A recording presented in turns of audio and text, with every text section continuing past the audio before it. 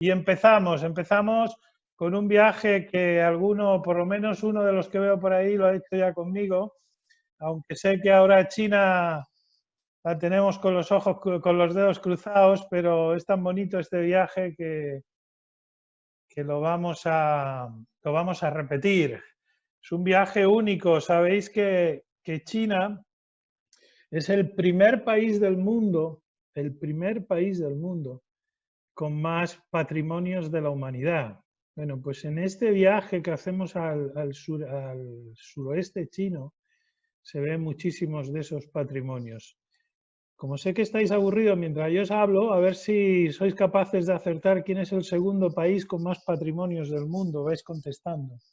Bueno, pues este viaje lo solemos empezar siempre en Hong Kong o en Shanghái, porque, bueno, es una manera diferente de empezarlo, porque a partir que salgamos de estas dos grandes ciudades, a veces también lo empezamos en Pekín, ya nos olvidamos de esas macrociudades, excepto en Chengdu, y ahora os cuento, nos olvidamos de esas macrociudades y de seguida nos metemos en zona de parques nacionales y en zonas de las rutas del caballo y la ruta de la seda. Partiendo desde Hong Kong, volamos directamente a Chengdu, al hogar del oso panda, de ahí a Shangri-La, a Lijian, todo eso es la prefectura de Yunnan. Aquí tendríamos el Tíbet, ahora lo vais a ver, y después de ahí bajamos hasta Guilin, a la zona de Guangzhou, toda esta zona de por aquí que es espectacular, pasando por una zona increíble, ahora vais a verla, toda esta zona de aquí increíble.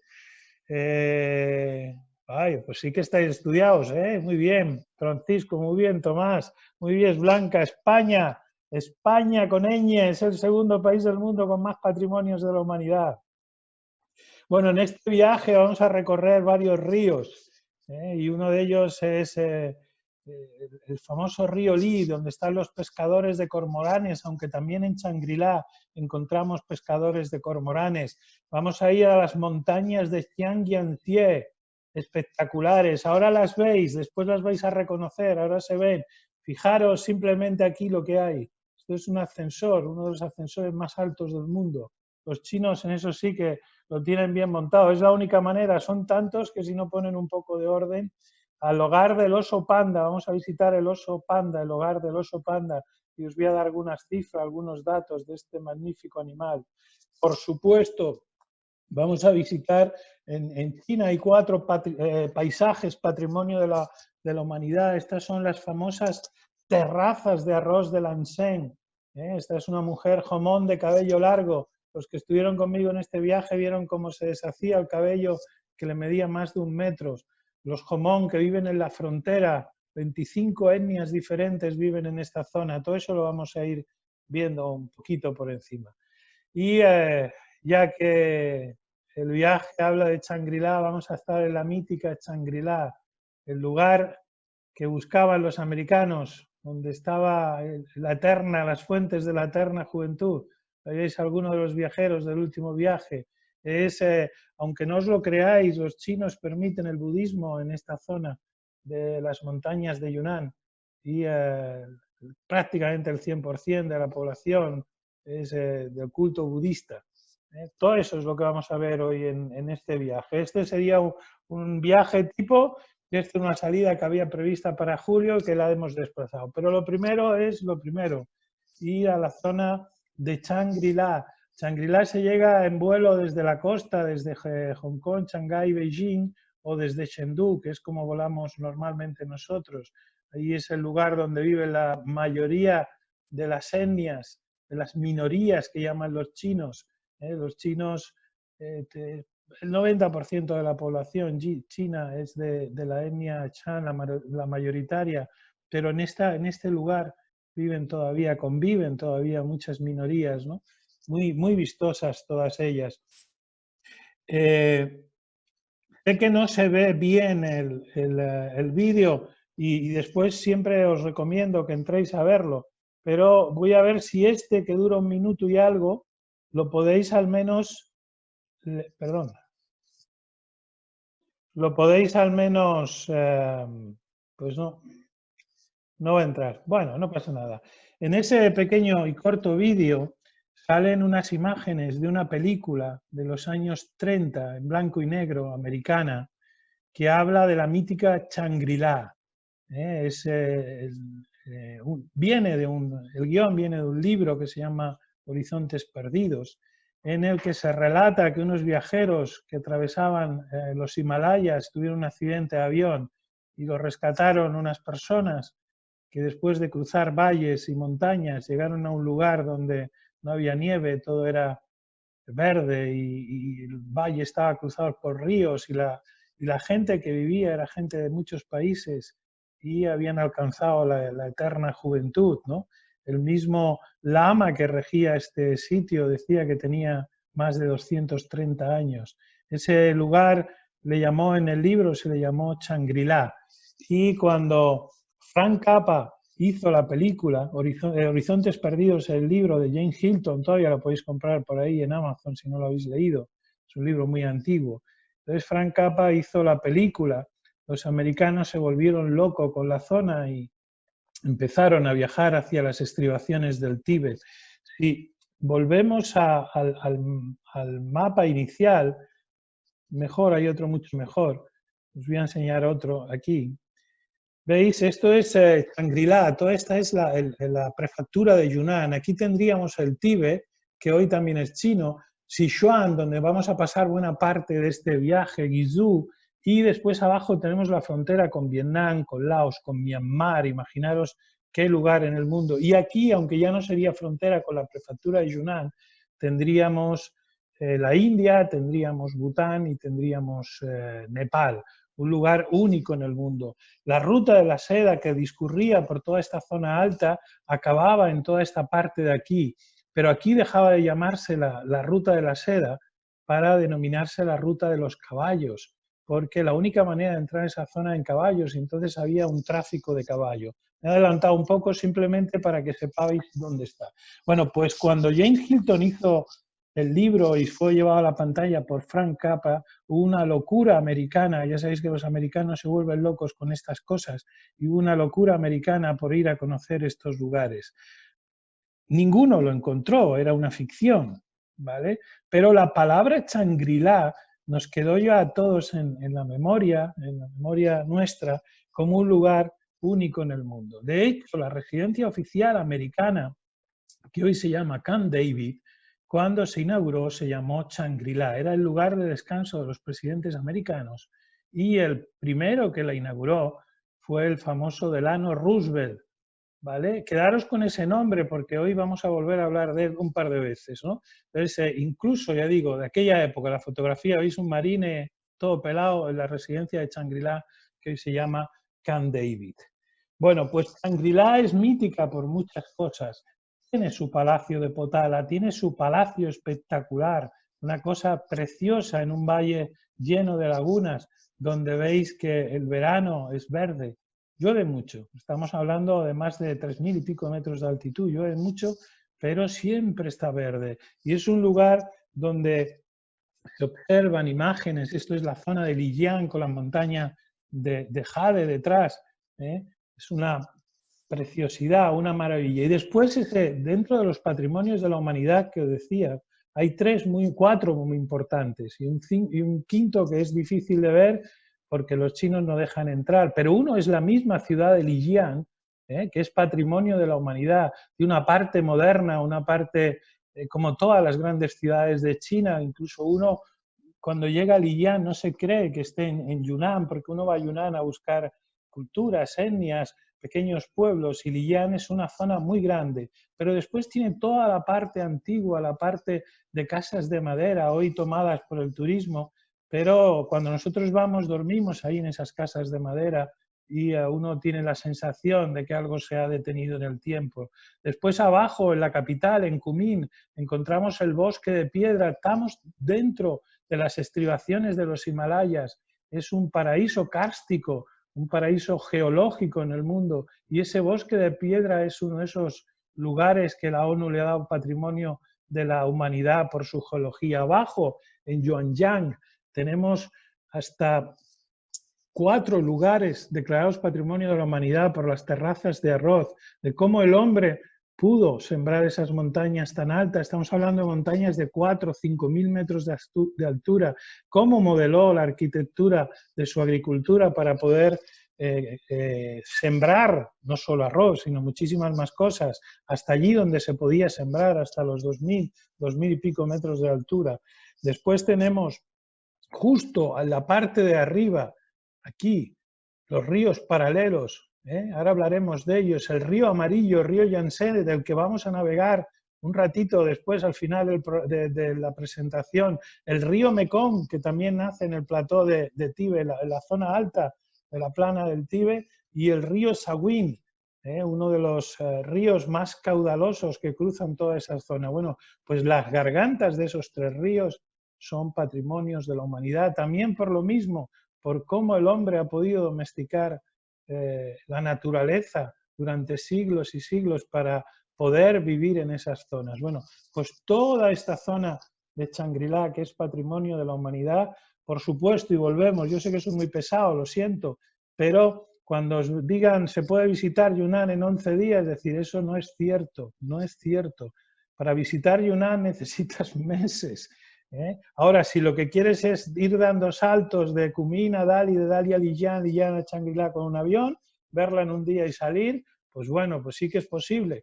Pero si quieres conocer las culturas, los pueblos, la arquitectura, la tradición, la historia, que estamos hablando de la ruta de la seda, estamos hablando que esa ruta que Marco Polo recorrió a caballo pasó por esas zonas cuando Marco Polo estuvo trabajando para el Kublai Khan, el gran Khan de Mongolia que invadió China, estuvo en esas zonas, o al menos se lo dice, siempre os recuerdo libros, ¿no? Pues hace poco compré una edición, yo creo que ya lo expliqué, de esas memorias de Marco Polo, ese gran libro de los viajes de Marco Polo, y relata esos lugares en ese libro. Y para aquellos que, perdonad que os tengo que silenciar, que seguís hablando alguno por ahí, digo, para aquellos que les guste la etnografía, la cultura, vamos a visitar etnias muy diferentes. Aquí tenéis a Tomás, que lo habéis visto por ahí antes hablando con Javier. Estas son mujeres de la etnia Chai, pero ataviadas con el sombrero de Mao, incorporaron el sombrero de Mao. Ha habido muy pocas culturas en el mundo, muy pocas, que hayan hecho lo que hicimos los ingleses y los españoles y los portugueses, ¿no? De intentar compaginar nuestra cultura con la de los demás. Éramos superiores, pero, perdón, nosotros no lo hicimos, es decir, que intentamos imponer nuestra cultura a los demás. Bueno, pues los chinos también lo hicieron con las minorías, ¿no? Y las minorías, pues siempre han hecho lo que le ha dado gana. Estaban oprimidas, por supuesto. ¿Están oprimidas? Por supuesto. Pero después lo del gorro les quedaba bien y lo han incorporado a su indumentaria. Ya os decía al principio que esta zona de Yunnan es la única zona de China que se le permite practicar el budismo, y son budistas, pero dentro de esa ortodoxia comunista que tuvo Mao. Ahora ya es otra historia, ahora es un capitalismo aberrante, pero ellos siguen viviendo en sus pueblos con sus tradiciones. Estamos hablando de 25 minorías, pero además de que sean 25 minorías, son más de 400 grupos culturales lo que hay en la zona en esta zona de Yunnan. Y aparte de esos 400 grupos culturales, estamos hablando de que cada uno de ellos pertenece a una familia no lingüística. Es importante esto porque imaginaros cómo debe ser la comunicación cuando nos encontramos tribus que hablan el tibetano birmano, otras el Kantai, otras el Monjemer y los Miao Yao, que son las tribus de la montaña, tribus que incluso cuesta mucho ir a verlas y que hablan otro idioma diferente. No hablamos de dialectos, no, hablamos de idiomas totalmente diferentes. ¿Por qué eso? Bueno, porque estamos en un lugar donde se llegan a alturas de 7.500 metros, donde los valles están muy separados unos de otros, ahora con las comunicaciones y antiguamente, imaginaros. Bueno, pues esas minorías, por eso también el gobierno chino ha permitido un poco que continúen con sus culturas, porque les era mucho más fácil asimilarnos metiendo en la cultura poco a poco, que no intentándose invadirlo de golpe. Pero aún así, seguimos viendo, y esto es, yo personalmente pienso, este viaje que hicimos en octubre del año pasado, es uno de los lugares más bonitos del Jian, es el Parque de las Culturas, donde cada día, a media mañana, diferentes grupos van a hacer sus actividades. Aquí tenéis una profesora haciendo sus artes marciales en un núcleo de casas de madera todavía. ¿Veis las casas de madera cómo se siguen conservando en aquella zona? Donde las abuelas, estas abuelas Jomón, continúan yendo cada mañana dentro de este Parque de las Culturas a cantar y a bailar con sus trajes regionales. Es de los únicos lugares del mundo que yo conozco donde estas culturas no se ponen solo el traje para pasar las fiestas, ¿no? Sino que vemos por la calle cómo las mujeres, sobre todo las mujeres mayores, siguen llevando sus trajes, ¿no? Este es el famoso Parque de las Culturas con la montaña de Jade, el dragón de Jade detrás. Cuando llegamos a la zona de Shangri-La nos vamos a encontrar también con los tíbet. Los tibes es la etnia mayoritaria en las zonas altas. Cuando vuelvo al mapa, mientras pasamos de Kunming a toda esta zona de aquí, vamos encontrando esa asimilación de culturas. En Dali ya nos vamos a encontrar muchas culturas locales, pero cuando ya pasamos de Lijiang y Shangri-La es cuando nos vamos a encontrar este tipo de cultura. Esta es una mujer tíbet que continúa ordeñando el yak cada mañana delante del gran monasterio, el monasterio de Shangri-La, y que continúa recibiendo a los turistas como nosotros y ofreciéndonos té de yak, un té fuertísimo, pero riquísimo. Ahí tenéis probablemente en ese pueblo todas las personas, el 90% de las familias, menos una o dos familias que viven del turismo, el resto sigue viviendo de sembrar cuando llega esta parte del verano y de mover a los yak, bajándolos, subiéndolos a la montaña en verano y bajándolo cuando comienzan los primeros fríos. Estamos hablando de montañas altísimas, 5, 6, 7 mil metros, donde todavía, y ahora lo vais a ver, sigue habiendo muchos glaciares. Y la vida monacal, ya sabéis cómo funciona el tema del budismo, donde normalmente las familias, uno de los hijos de las familias va a parar a un monasterio, es una manera de contribuir con la religión, que está permitido. Sabéis que en China las religiones no están permitidas, pero el budismo sí. Entonces es la enseñanza, es como si fueran a la escuela. En otros países, en Tailandia, por ejemplo, en Laos, en Myanmar, todo el mundo obligatoriamente tiene que ir al monasterio antes de morirse, tienen que hacer un voluntariado de 1, 2, 3, un año, 3 años, pero todo el mundo tiene que ir. Aquí es como en la zona de Myanmar, donde los críos entran al monasterio de pequeños y siempre uno de la familia va a ser monje, por respeto a sus padres, pero les vamos a ver yendo cada día y vemos un monje y una chica y un chico y vemos cada día cómo van a ver a sus familias, porque los monjes que habitan en ese palacio de Shangri-La, en ese potala de Shangri-La, son monjes locales, ¿no? Vienen de fuera. Y ahí tenéis las terrazas de arroz de Longzhen, patrimonio de la humanidad. Imaginaros cómo se ha hecho esa arquitectura de la tierra. Y pasa pues como el jueves cuando hagamos la presentación de las 4 estaciones de Doñana, ¿no? Vamos a ver el arroz, aquí vemos cuando se están anegando los campos de arroz, pero también veis que en algunas partes ya está creciendo durante todo el año. Aquí no se recogen 4 cosechas como las zonas más cálidas de Tailandia y Vietnam o Laos.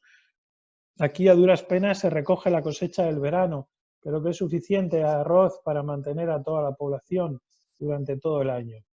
Y más abajo, donde se juntan esos ríos, encontramos otro patrimonio de la humanidad, en esos cañones de los ríos paralelos. Mirad, aquí tenéis en la zona de la parte alta de la meseta del Tíbet, aquí en este lugar de la Tierra, a más de 4.000 metros de altura, nacen algunos de los grandes ríos del mundo. Ese plató está conformado Por un lado tenemos toda la ruta de la seda con Kazajistán, con Pakistán. En una esquina tenemos el monte Pamir o la montaña Pamir con más de 7.700 metros de altura.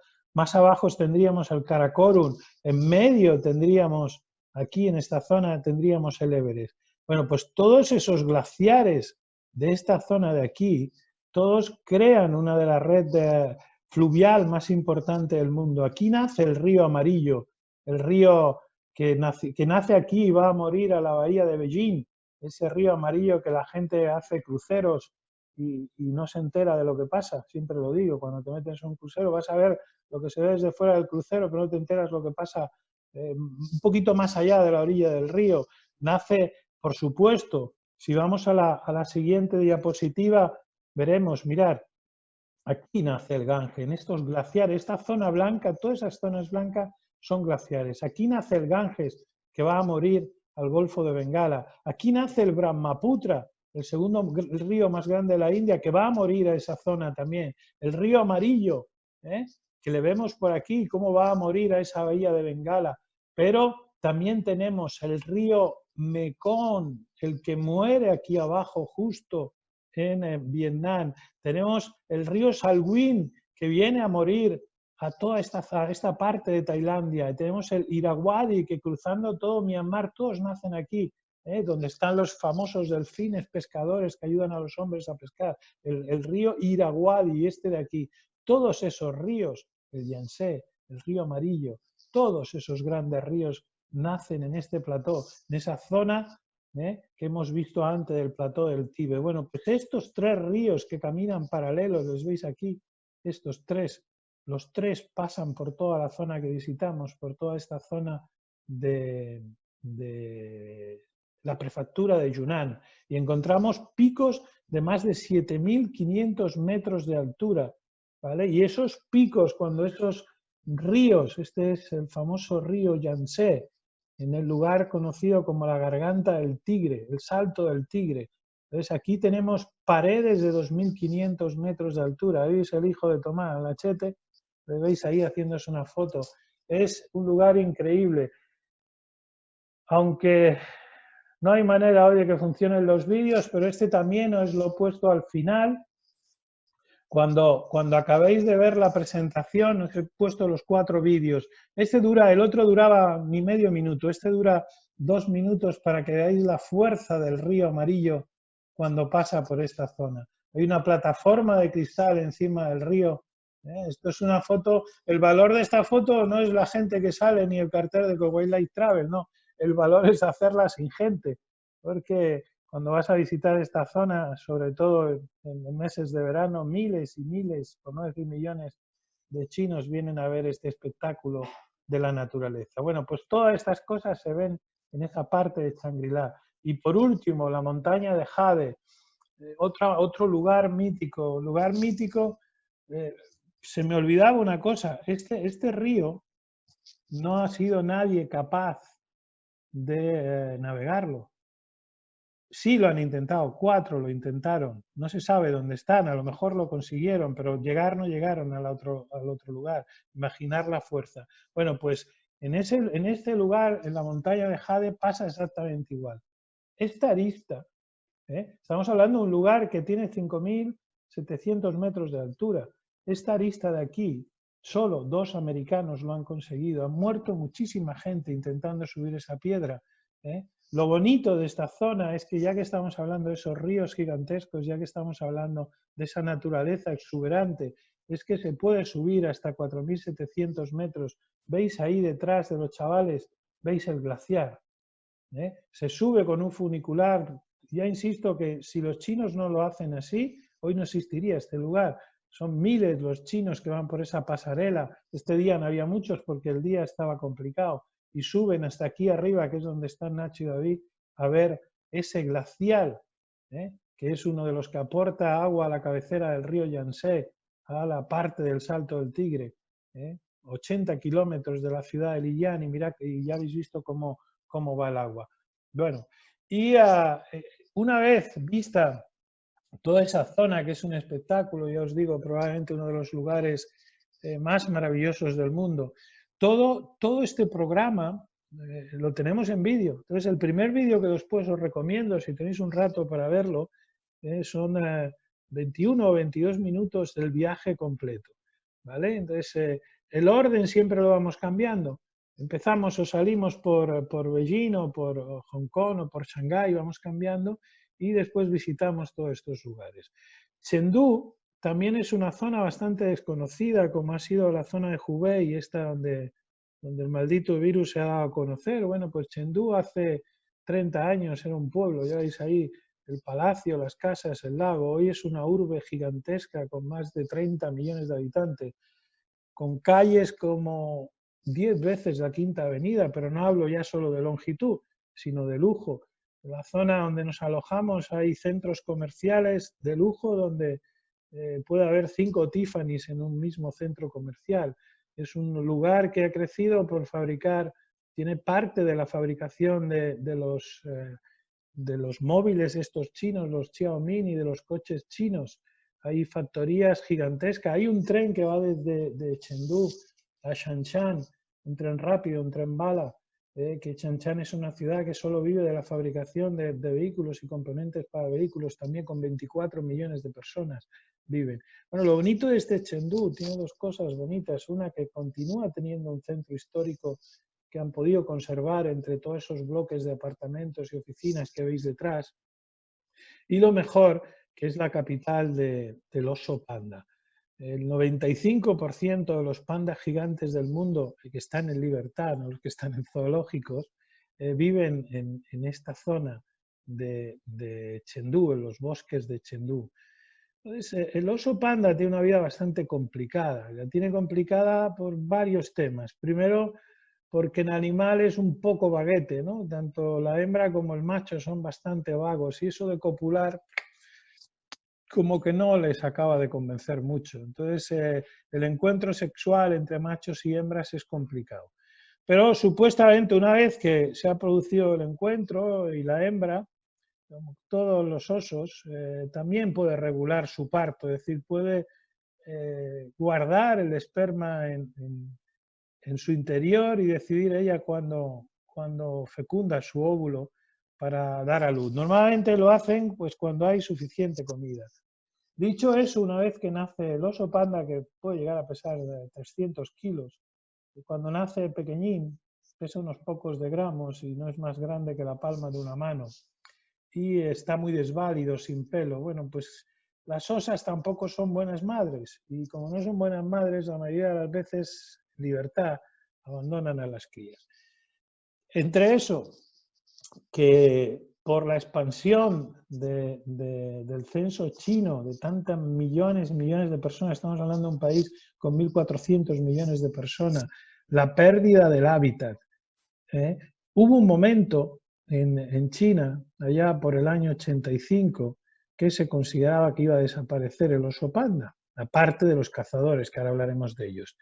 Entonces el gobierno chino tomó cuenta y tomó nota y puso a los investigadores a trabajar a ver cómo hacían para que este animal no se muriera. Y no se muriera por una cosa bastante importante, es decir, a la World Wide Federation, la Fundación AENA, la Fundación Mundial para la Defensa de los Animales, no se le ocurrió otra cosa que poner este oso como símbolo. Y hizo que todos nosotros empezáramos a mirar con otra cara a este osito de peluche con mal encarado que veis aquí. Y eso hizo que el gobierno chino se diera cuenta de que el oso panda podía ser una importante moneda de cambio, un arma con el que trabajar con otros gobiernos, un arma de amistad, de diplomacia sería la palabra, ¿no? Y ahí cambió la suerte del oso panda. Pero antes de que eso sucediera, esta foto que veis un oso sucio, pero le veis feliz, no le veis la carilla feliz que tiene, pues esta foto no tiene ni 6 meses. Y es un oso panda en una ciudad, en uno de esos pueblos donde había desaparecido, había entrado en la ciudad, estaba en un macetero ahí, se estaba poniendo de barro y revolcándose hasta arriba.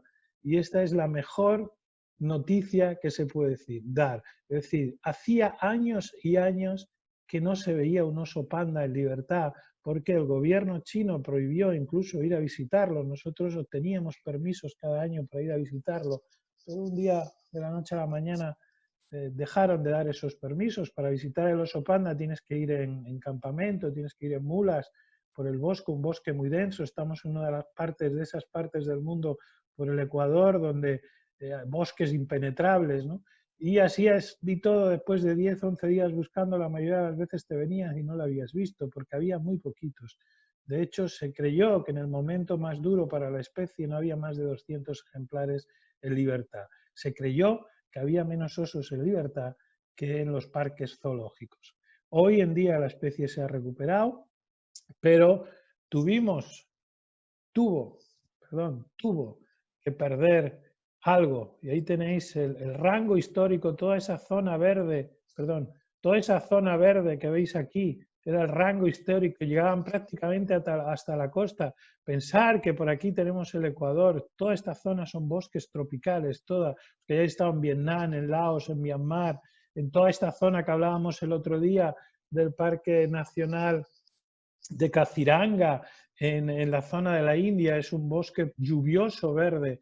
Bueno, pues toda esta zona, este rango histórico se perdió, y mirad dónde quedó concentrado. Esos puntos rojos en el mapa de China es donde quedan solo pandas en libertad. Bueno, pues tuvieron que pasar muchas cosas, entre otras que este famoso presidente americano, Teddy Delano Roosevelt, Teddy le llamaban sus amigos cuando era joven, y patrocinado, imaginaos la burrada, patrocinado por el Smithsonian. Los que no lo conozcáis, pensar que el Smithsonian es la fundación más importante, la organización más importante americana de ciencia. Los que hayáis estado en Washington, si habéis ido a visitar el Smithsonian Museum, es uno de los museos más importantes del mundo. Bueno, pues en aquella época en que éramos un poco más ignorantes que ahora, se pagó al señor Teddy Delano Roosevelt, que todavía no era presidente de los Estados Unidos, un viaje para conseguir animales para su exposición, y en la lista de animales que llevaba, ahí tenéis a los dos hermanos Roosevelt en las montañas de Chengdu matando un oso panda, y encima hicieron un libro y todo en aquel momento. Se cree que en esa lista que llevaron de animales de África y de Asia, firmaron, hay datos, lo que pasa es que ahora todos esos datos se ocultan, 512 especies diferentes mataron en aras de la ciencia, entre comillas. Bueno, pues cuando salió esta foto publicada, no solo en el libro, sino en algunos diarios americanos, hubo una fiebre como la de Shangri-La, pero inversa, de cazadores americanos que querían cobrarse la pieza del oso panda. Si a eso le unimos que la bilis del oso panda es utilizada, como la de todos los osos, el oso tibetano era utilizada en la medicina tradicional china, y un tema más, cada X tiempo, no se sabe, pero se cree que cada 40, 50 años florece el bambú. Los inmensos bosques de bambú de la zona de Chengdu florecen y después de florecer mueren. Bueno, pues en la última floración de bambú, que fue por esos años, por el año 85, 87, se encontraron en la zona de Chengdu más de 200 cadáveres de oso panda que habían muerto de inanición. Todo ese conjunto de pérdida de hábitats, de la vagancia del panda, tanto macho como la hembra, y la voracidad del sapiens por apuntarse un tanto, por apuntarse un trofeo, que poco difieren esas fotos de la de nuestro rey matando elefantes, o de algún conocido actor como el de los morancos con una piel con un leopardo abriéndole la boca después de pegarle un tiro, o nuestros banqueros. Pues eso estuvo a punto de llevarse al panda por delante. Afortunadamente el gobierno chino reaccionó y hoy en día tenemos un total de 67 reservas naturales para que pueda vivir el panda en libertad. Y además de que tenemos esas reservas naturales donde es posible ver estas imágenes, son montañas que se han cerrado solo para la investigación del panda, donde se sueltan estos animales, porque el panda además tiene una cosa, el panda, si su mamá no le enseña a vivir, el panda morirá, como le pasa a los orangutanes. Entonces esos pandas que su madre, en los centros de investigación, una vez que nacen estos pandas y las madres los rechazan, se cría ese animal pequeño en cautividad y se le sueltan estas montañas en grandes, entre comillas, de corrales, estamos hablando en medio de una montaña, donde ellos pueden desarrollarse, un poco como pasa en el Parque Nacional Tanjung Puting, que hablaremos el jueves con el tema de los orangutanes que se han criado en cautividad y son soltados, pues que tienen que estar vigilando porque esos animales no saben alimentarse de una manera autónoma. Entonces ahí es posible ver estas imágenes de panda, pero también en la zona, en el Parque Nacional de Binfeng-Xia, cuando caminas por el parque de vez en cuando, si tienes la suerte, que en este caso tuve yo, te puedes encontrar un oso panda salvaje en libertad. Son muchas las imágenes que recogemos en el parque. Lo importante es que es una manera, la única manera que queda de ver los osos panda es yendo a esta zona de Chengdu o yendo a un zoo. Y ahí tenéis los bosques de bambú y también la suerte de ver al panda rojo, a veces nos lo cruzamos también, sobre todo esto es en el centro que hay en la misma ciudad de Chengdu, en las afueras, donde está la nursería de los pandas. Aquí veis una presentación al público de los pandas una vez que ya han crecido, porque cuando nacen no tienen pelo. Pues cuando ya tienen un par de meses, los presentan al público y estos pandas ya están listos para irlos reintroduciendo en esos corrales donde se van a acostumbrar a una vida en semilibertad y donde van a ser expuestos. Y cuando os decía que el gobierno chino entendió que también estos osos panda eran una fórmula muy buena para hacer diplomacia, cuando os he preguntado en Instagram esta mañana, teníamos para la presentación de esta tarde si el panda era un úrsido, un plantígrado o un osito que no anda, pues las tres eran válidas. Es un urso, un plantígrado y según Parchís un osito que no anda. Nosotros fuimos uno de los primeros gobiernos en recibir una pareja de osos panda que estaban en el Zoo de Madrid, el famoso Chulín, que ya murió. Era una de esas trueques que el gobierno chino diplomáticamente hacía con el resto de países del mundo. Dicho eso, pasamos porque ya llevamos un buen rato y todavía me quedan 2 lugares donde vamos a ir y este es de los más bonitos del mundo. Esta película, si no la habéis visto, ya estáis perdiendo el tiempo porque está por ahí por alguna plataforma. Es un canto a la ecología, ¿no? La vida de los Na'vi en su planeta de Pandora. Bueno, pues allí, cuando vamos allí, lo explico muchas veces, ¿no? Este lugar que parte de una fantasía creada por ordenador existe como tal y está en China. Dicen que Cameron, cuando guionó esta película que él quería hacer y empezó con su equipo de trabajo, estamos hablando de cientos y cientos de personas en ordenadores, porque es una película creada por ordenador. Dicen, no sé si es cierto o no es cierto, yo os lo cuento, que uno de sus cineastas, de sus ayudantes de diseño gráfico chino, le dijo, déjate de imaginar porque este sitio existe, ¿cómo que existe? Y dicen que cuando él llegó a esta zona en el Parque Nacional de Chiang Yan-chie, en el norte de esta provincia de Chengdu, se quedó de piedra cuando vio estas imágenes que vais a ver ahora, porque es realmente lo que él había imaginado que tenía que ser Pandora. Esta es justo la entrada al parque. Esto es una mañana, además estamos hablando de un día de verano, con muchísima contaminación, pero aún así mirar la maravilla de entrada al parque. Estamos hablando de lo mismo, una zona cárstica en medio entre montañas, estamos hablando de algunas montañas con 3.000, 4.000 metros de altura, donde la erosión ha creado estos paisajes únicos. También, como todo en China, tienes que seguir un orden de entrada porque entran miles y miles y miles de personas cada día. Bueno, pues en este lugar donde se ha de subir en ascensor, como si fuéramos en nuestro Turum Macto en ascensor, en telesférico, llegas arriba o vas con un ascensor también y te encuentras todos esos pináculos, esas zonas kársticas que nos enseñó Cameron en su película. Aquí tenéis algunos de los miradores de la zona de Xiang Yanxie y el que diga que no se le recuerda a esa película de Avatar, aquí tenéis la gráfica, tenéis las montañas detrás con el Turumbactu y todos los aves que volaban en aquella famosa película de la cual ya hay 2 partes. Ahí tenéis la montaña Aleluya, donde subió James a buscar a su ave para volar, a su Turub Macto. Esta montaña Aleluya existe, esta es la parte de arriba, son montañas que cuelgan del cielo.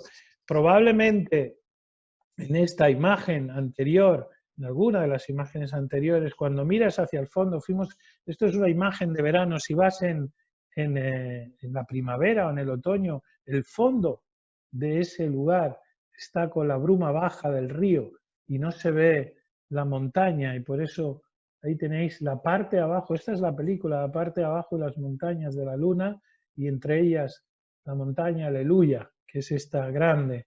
Es un lugar. También es importante esta fotografía, para mí tiene mucho valor esta fotografía, porque pensar que ese día, por ejemplo, que estuvimos nosotros, entraron en el parque 230.000 personas, una burrada de gente. Lo tienen muy bien hecho porque vas haciendo colas en unos autobuses, no puedes caminar solo en los sitios habilitados, porque si no estaría totalmente desgastado el parque, pero te dejan en unas zonas donde puedes ir.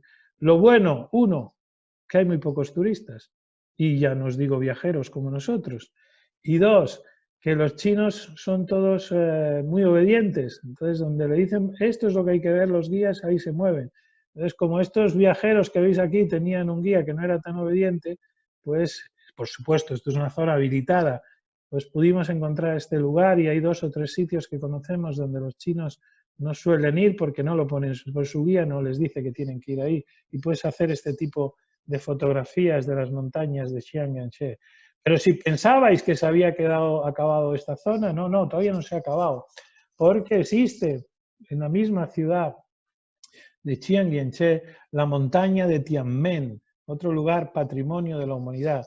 Una montaña que primero tenemos que subir en un cable, tenemos que subir en un cableway que nos lleva hasta arriba, en un telesférico, el telesférico más largo del mundo, con más de 7,5 kilómetros de largada, pero además con el desnivel más pronunciado del mundo, que dura 30 minutos. Y una vez que estás arriba en el plató de Tianmen, haces todos esos senderos que ves ahí y veis una cosa que pone The Glass Sky Wall.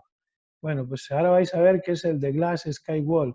Y después, una vez que llegas al final, bajas por las escaleras eléctricas más largas del mundo, por este hoyo en la piedra, y al final, tras 1000 escalones, llegas a este lugar que te quedan con un conductor que podía correr tranquilamente cualquier campeonato de rally, las 99 famosas curvas de Tianmen. Todo eso os lo vais a ver ahora. Ahí tenéis los senderos labrados en la misma piedra de la montaña. Ahí tenéis el cableway, el cable car que nos lleva. Y abajo, este es el cableway. Mirar las cabinitas. Qué miniatura delante de la impresionante montaña. Y ahí tenéis algunas de las 99 curvas que llevan hacia arriba o hacia abajo, ahí, que van bajando. Ahí veis una curva también con esos conductores asesinos chinos. Esta es una foto, este es el pasaje de cristal. Ellos que tienen vértigo, no es para tanto, yo creo que han hecho un buen marketing y la gente tiene más miedo de lo que realmente, en definitiva, lo que sí es cierto es que cuando estás aquí en esta zona, lo que ves es esto. ¿Qué os parece? Esto es una foto aérea de esa zona de cristal. Ahí tenéis el trozo de cristal el trozo de cristal donde nos movemos, rodeando la montaña de Tianmen. Aquí el único peligro real son los chinos cuando se amontonan unos con otros, ¿no? Porque la barandilla tiene 1,10 m, 1,20 m, pero nunca ha habido un accidente. Y esta es la famosa escalera de los 1000 escalones y la escalera eléctrica que bajas hasta abajo. Y ahí tenéis el hoyo hecho en la piedra por la erosión y donde se celebra cada año una de las famosas pruebas de los WINS, de las salas estas de la bebida energética, y pasan justo por debajo. También hay una competición de avionetas que pasan justo por debajo. Imaginad qué impresionante lugar. Y las famosas 99 curvas de la montaña de Tianmen, con un desnivel gigantesco de más de 2.500 metros de altura que se tarda 40 minutos en bajar. Subir no se sube por ahí, se baja solo por ahí. Y llegados a este punto ya no solo nos queda una parada en el viaje, y ese lugar es otro de los lugares míticos. Fue el primer lugar de China que se aprovechó para el turismo, y es una de las zonas que probablemente conozcan más viajeros españoles, que nos encanta ir por allá. En el nordeste de la región autónoma de Sichuan de Guangxi, abajo ya tocando casi al mar, a Hong Kong, nos encontramos otro de esos paisajes kársticos únicos, parecido a la bahía de Jalón, veis el fondo, y eso es lo más bonito. Antiguamente navegabas con unas barcas que alquilaba, hoy exactamente igual, hoy solo lo puedes hacer en los cruceros del gobierno chino, y son los que te llevan a navegar por todo ese río Li, el río Xian y el río Li. Allí es donde viven los Jomón, ahí tenéis la etnia de las mujeres Jomón, Jomón negro, Jomón rojo. ¿eh? Esta es una de las terrazas, está a 80 kilómetros de la ciudad de Guilin, una ciudad demasiado turística, muy turística. Probablemente el único lugar de todos estos que visitamos donde no merezca la pena ni quedarse, te tienes que quedar, porque si quieres hacer estos lugares es donde tienes que dormir.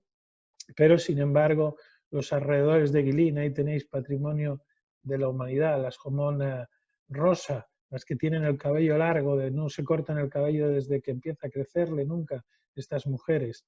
Y otras Jomón, las Jomón negro, que viven en la zona alta, que se dedican al arroz, al cultivo del arroz, en alguna de las zonas más bonitas que visitamos. Ahí tenéis las terrazas, esas magníficas terrazas de arroz, patrimonio de la humanidad. La ciudad de Guilin con sus dos torres, la cueva de la flauta roja, una cueva que también han hecho un holograma en su interior, que bueno, es simpático, nos explica la historia de la zona. Pero aquí no venimos, venimos por las culturas, sobre todo por las mujeres de la etnia, y sobre todo para navegar el río Li, para ver ese paisaje kárstico que sale en los billetes de 20 yuanes de China. Y tenéis los diferentes cruceros que cada mañana a las 9 de la mañana hasta 200 puedes llegar a encontrar en la travesía hacia arriba, hacia abajo no, volvemos en coche.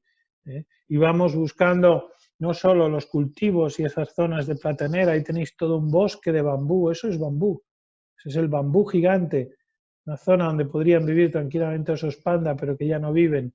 Y vamos buscando esto también, que son los pescadores y las tardes. No está pintada esta foto, es real, es una pareja de novios que se estaba casando y haciéndose las fotos, y esa tarde nos sorprendió en el último viaje. Habíamos tenido muy buenas tardes aquí siempre, pero esta tarde nos sorprendió con los pescadores de Guilin. Para aquellos que no habéis estado, pensar que estas fotografías son auténticas y son reales también, pero desgraciadamente estos pescadores ya se dedican más al turismo que a pescar. Lo importante es que si cuando nosotros hacemos estos viajes ya conocemos a algunos de estos pescadores que todavía viven un poco la mayoría de las veces este pescado se lo venden a los restaurantes, pero ellos por las propinas que les dan los turistas pues viven mucho mejor. Pero de vez en cuando es posible encontrarse con personajes que te ayudan en tu trabajo, y en este caso este personaje.